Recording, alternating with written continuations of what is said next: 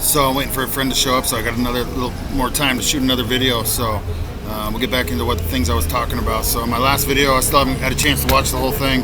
I don't even, I don't plan on what I'm going to say. I just hit record and go with whatever's top of my mind. So basically what I'm saying is that the United States, the Republicans and the Democrat parties on both sides, there's just too much corruption on both parties. Instead of working together, they both have a certain agenda. They both have a certain vision or a certain destiny that they're choosing for the United States of America. And no matter who comes into office, it shows that the power that Hillary Clinton's still not even involved in politics, but yet she still keeps talking about running for president in 2020. And a lot of the people are following her and Obama's policies, and those are failed policies, all of them, every single bit of them. You can't.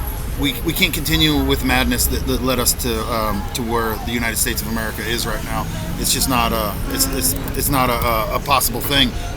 With 20 to 30 trillion dollars worth of debt, it's going to be there for sure in the next 4 years. The United States of America is extremely swamped with swamp rats and debt, and that's putting a massive strain on the entire population, all the civil workings of the entire population of the United States. And if you don't believe that that's really true, go take a walk through 25 states like I just did and look at all the people that are on the streets. There's no place for them to go in the society that's being created, and that the society that was created over the last 100 years, it's on its last failing motion. It's at the end of its time. So my vision for the United States of America, over the next 20 years, I'm willing to dedicate 20 years of my life to it.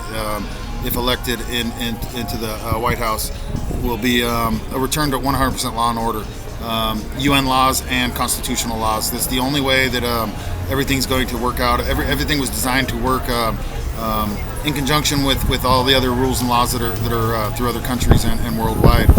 Whether it's the trade policies or war policies, or the Geneva Convention policies, or the constitutional policies.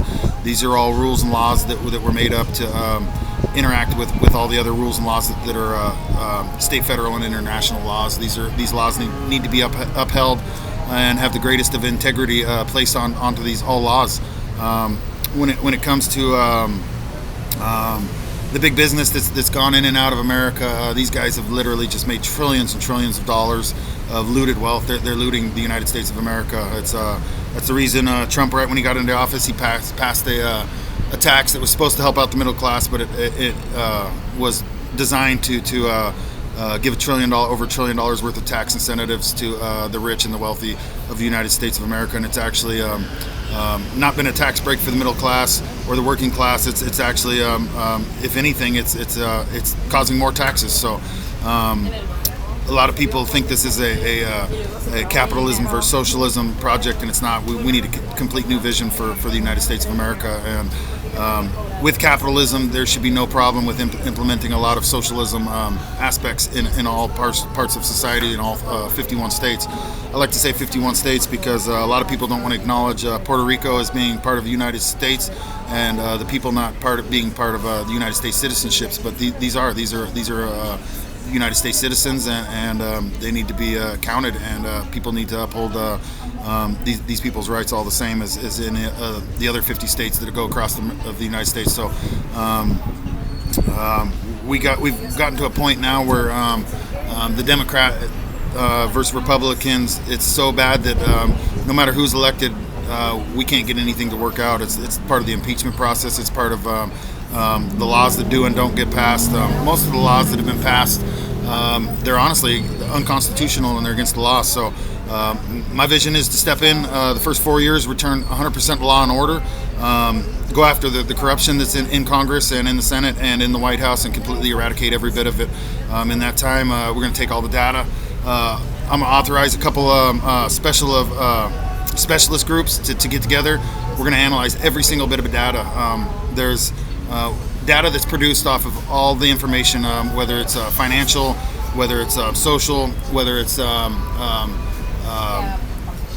economical, or has anything to do with the rights there's information and data that's produced on all of this stuff. And the first thing that we need to do is we need to sit down with some of the greatest thinkers that the United States can offer, and they can offer a lot of positive people. We have a lot of really good people, a lot of intellectuals that are very smart, and we need to find out where all the money's going in all directions. That data's all there. It needs to be analyzed. We need to cut all the waste, completely cut all the waste. I'd estimate there's probably somewhere between $400 to $700 trillion worth of waste in America every single year, and that's an extremely large amount of money. That could cut the debt in just a 10-year period in half, $10 trillion, and there is no road ahead in the United States if the debt just keeps increasing. The debt increase, for most people it doesn't even matter, but for the average person, it's destroying the buying power of the dollar. If we destroy the buying power of the dollar, then everything costs more, and none of the increases, even in Social Security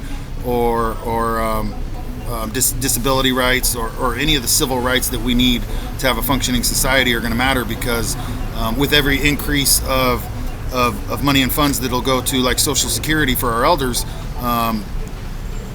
the cost of commodities will go up so much because of the decreased value of the dollar that it won't matter. I mean, we can raise wages to $15 to $20 to $25 an hour. If the dollar keeps losing its purchasing power, then the dollar becomes worthless. And at that point, you could raise the wages to $50 an hour, and it's still not going to matter, because everybody's still going to be living in a poverty stage. So the only thing that we can do from here on out is to stabilize the buying power of the dollar.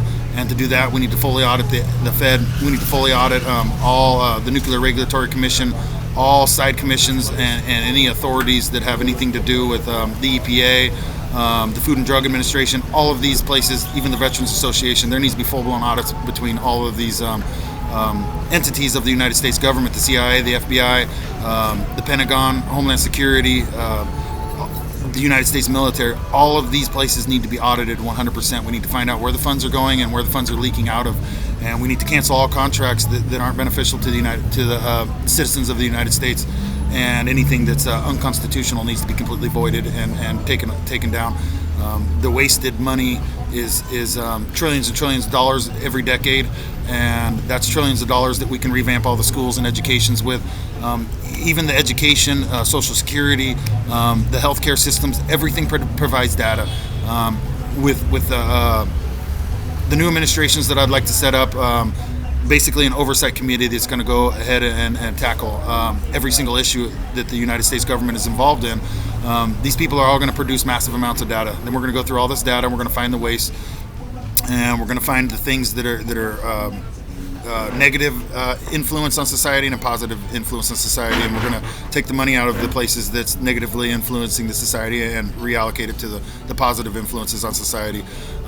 When it comes to human rights and laws, and this is something that I've wanted to talk about for a while, we'll get into the abortion rights. A lot of people not sure where I stand when it comes to abortion, and I'll tell you this right now, that I'm pro-life 100%. I am pro-life on everything, even animals. At that same aspect, for abortion, I also believe in rights. Now, I'm going to quote this, and I'm not sure, so if I do misquote it, I'd expect somebody to post something online about it.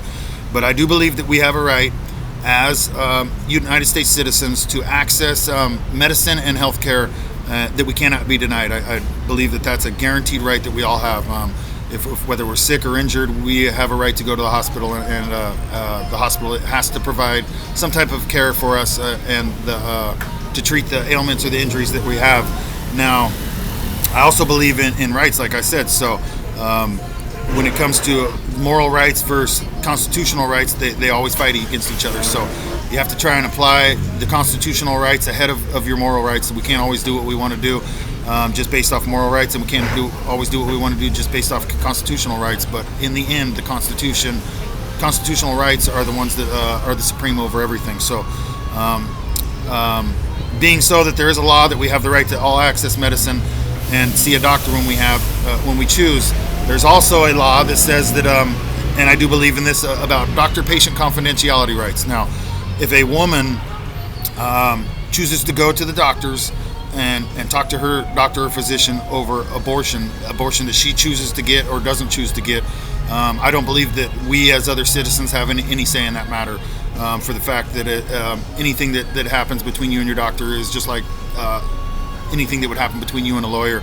It's doctor or lawyer patient confidentiality rights, and these are rights that you have that keep you anybody out of your business, period.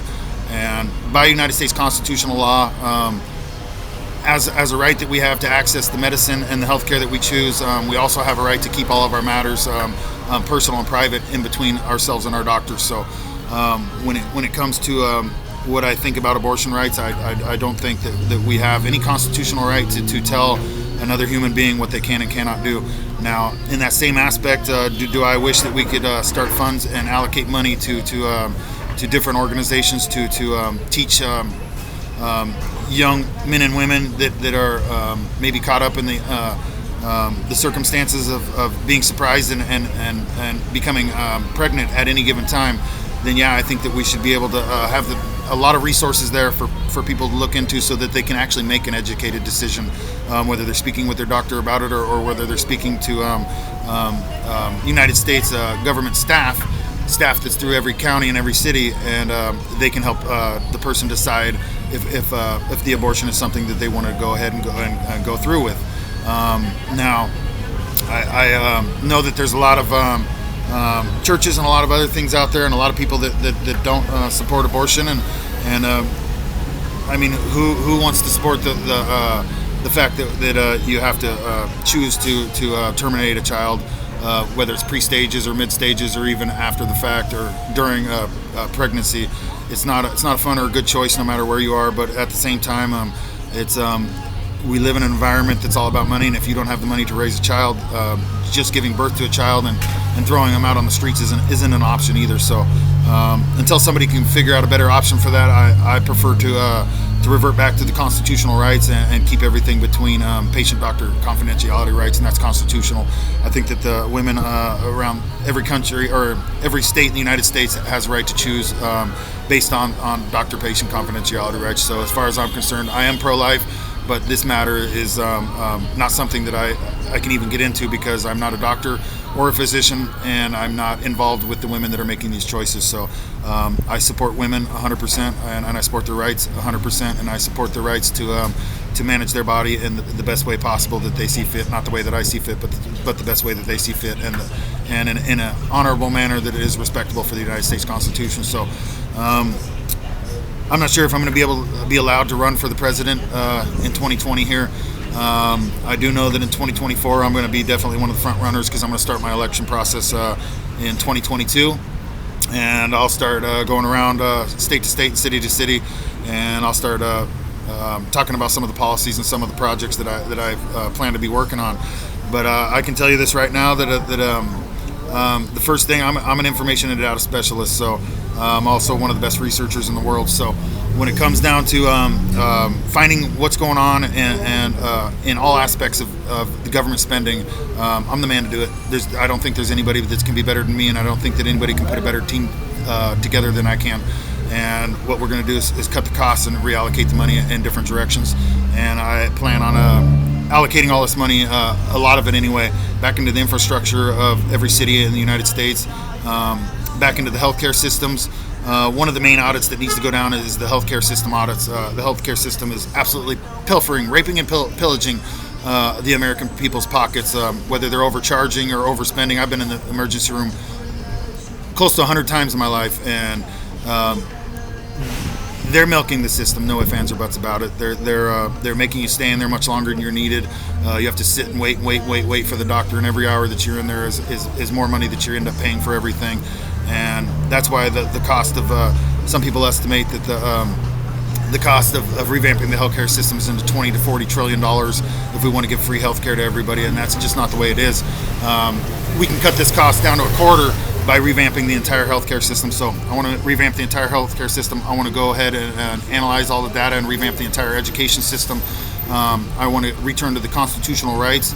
I want to withdraw all the troops from all over the all over the world. There's 800 military bases. We don't need any of them. I'll take them all, shut them all down, bring all the troops home. There's $1 trillion a year right there that's allocated for wars and weapons that we don't need. And I encourage everybody to seek peace and promote prosperity for everybody. We're coming up on 15 minutes. These are just some of the things I'd like to do as I run for president, and I hope everybody joins me and gives me a vote. I'd really appreciate it in 2020 or in 2024. Wish everybody out there a good day.